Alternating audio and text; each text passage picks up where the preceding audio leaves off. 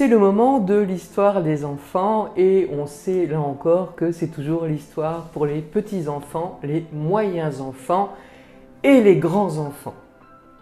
Aujourd'hui, c'est l'histoire d'un poisson et d'un tétard. Un poisson et un tétard vivent ensemble tranquillement dans un étang et ils sont des amis inséparables. Jusqu'à ce que le tétard se transforme en grenouille, si bien qu'il finit par quitter l'étang.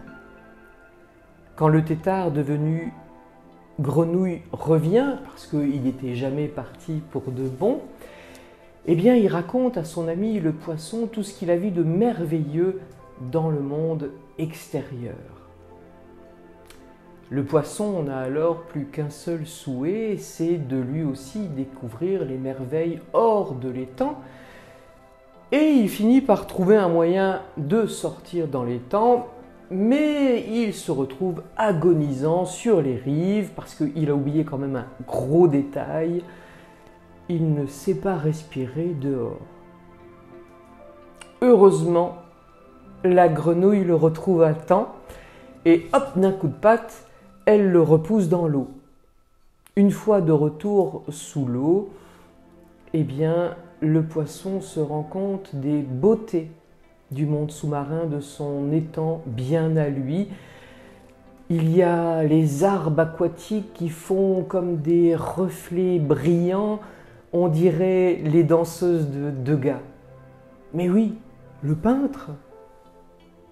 Alors, le poisson, il avait fini par se détourner de ses beautés et peut-être même de s'en lasser, et à force, peut-être, d'avoir tout le temps le museau dessus. Enfin, je ne sais pas si un poisson, ça a un museau. En tout cas, le poisson, il est retourné dans son étang, pour de bon, et puis il a réfléchi. Sa copine, le tétard devenu grenouille, n'était jamais bien loin.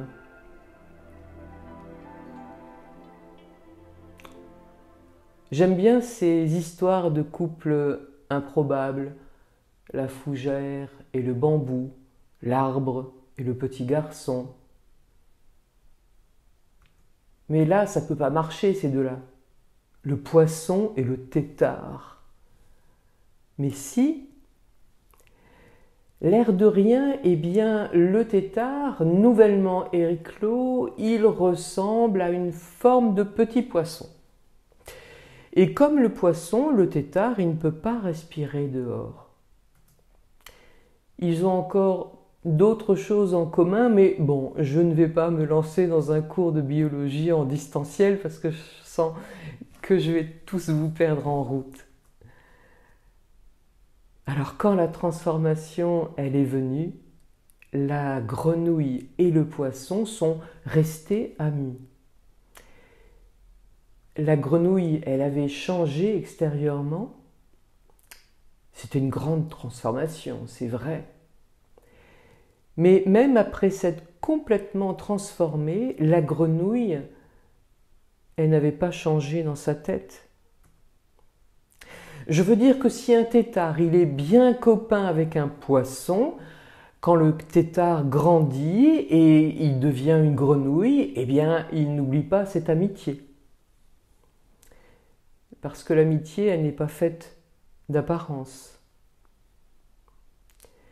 L'embêtant pour le poisson, c'est qu'à vouloir continuer cette amitié partout, y compris hors de l'eau, par terre, sur la terre, où sa camarade, la grenouille, elle savait respirer, eh bien, il s'est mis en danger. On peut penser que c'est un peu triste tout ça, car pourquoi le poisson, il ne pourrait pas aller voir partout, hors de l'étang, et visiter ce monde merveilleux dont lui a parlé son copain le tétard, devenu une grenouille? Mais si pour cela il faut mourir, un peu bêtement quand même, il aurait pu penser. Il ne savait plus respirer en dehors de l'eau. Comme si ce poisson ne se connaissait pas lui-même. Parce qu'à part respirer dehors, le poisson, il sait faire plein d'autres choses. Ce qu'il sait faire, par exemple, et qui est extraordinaire, c'est qu'il sait dormir les yeux ouverts. Ça, c'est fort quand même. Et puis, il peut aussi faire des voyages, des migrations qui font des milliers de kilomètres. Alors bien sûr, pas le poisson de notre histoire qui est dans un étang, c'est-à-dire dans des eaux fermées, mais il y a des poissons qui font des kilomètres, des milliers de kilomètres, et soit ils reviennent là où ils sont nés et se sont développés. C'est pour ça peut-être qu'on dit revenir aux sources.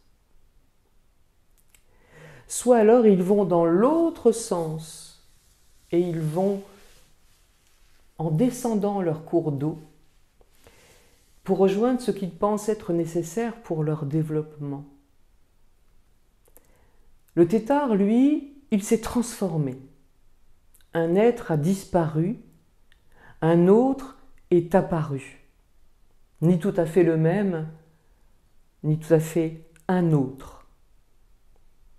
Ça m'a fait penser à Nicodème qui ne comprend pas bien et qui questionne Jésus. Comment un homme peut-il naître quand il est vieux? Peut-il naître une deuxième fois dans le sein de sa mère et renaître? C'est dans le chapitre 3, verset 19 de l'Évangile selon Jean. Mais ici, il n'est pas question de renaître, mais il est question de se renouveler et de jeter des ponts entre ici et maintenant, entre ma vie et la parole de Jésus. Extérieurement, je reste le même, ou presque, mais intérieurement, il y a comme une nouvelle couleur. Le poisson qui migre, que ce soit pour rejoindre ses origines ou pour aller plus loin, c'est toujours pour se développer, c'est toujours pour se transformer. Ça se voit juste un petit peu moins fort. Le tétard, lui, sa transformation, elle est radicale. Mais le tétard n'est pas mort, il est devenu juste un autre, extérieurement. Dans son organisme, son ADN dit toujours qu'il est un tétard devenu grenouille. Quand je vais à la rencontre de Jésus, je ne suis pas un surhumain, je ne deviens pas un surhumain. Mon ADN ne change pas. Mais à l'intérieur, ça se réorganise, ça se reconfigure, ça révise le trajet que j'avais donné au GPS. Parfois, le changement, l'autre trajet que j'ai donné à mon GPS, on le décèle chez nos amis, qui dans la vie changent aussi. Ils vieillissent, d'abord, font des expériences qui les transforment. C'est une rencontre ou bien un nouveau métier. Et ils continuent alors de se transformer même à l'âge adulte. Et parfois, on a peur de les perdre, nos amis. On les a connus têtards. Pourquoi ils ne sont pas restés têtards? Le changement, ça fait peur. Parce que nous avons l'impression de n'avoir pas changé, aucune transformation, juste un peu grandi, un peu grossi, un peu vieilli. Alors l'autre qui a changé, forcément, ça va changer quelque chose dans notre amitié. Pourtant, le poisson aussi, il a été transformé dans cette histoire. Bien sûr, il ne se toujours pas respirer hors de l'eau, ça c'est dans son ADN. Il ne saura jamais respirer hors de l'eau. Mais en restant dans son étang, il y a encore beaucoup de choses à voir sans se disperser. Il peut admirer les bouquets aquatiques qui font des reflets tout brillants. Il faut être poisson pour voir ça et l'avoir tout le temps sous les yeux. et ne pas s'en lasser surtout. Sa transformation à lui, à ce poisson qui reste dans son étang, c'est de comprendre qu'il a beaucoup à découvrir des merveilles de son monde à lui. Il peut changer et rester le même, ni tout à fait un autre, ni tout à fait le même. Et nous, de quoi sommes-nous lassés? Et nous, allons-nous retourner en amont vers nos sources ou alors voyager en aval pour nous engager à la suite de Jésus? Amen.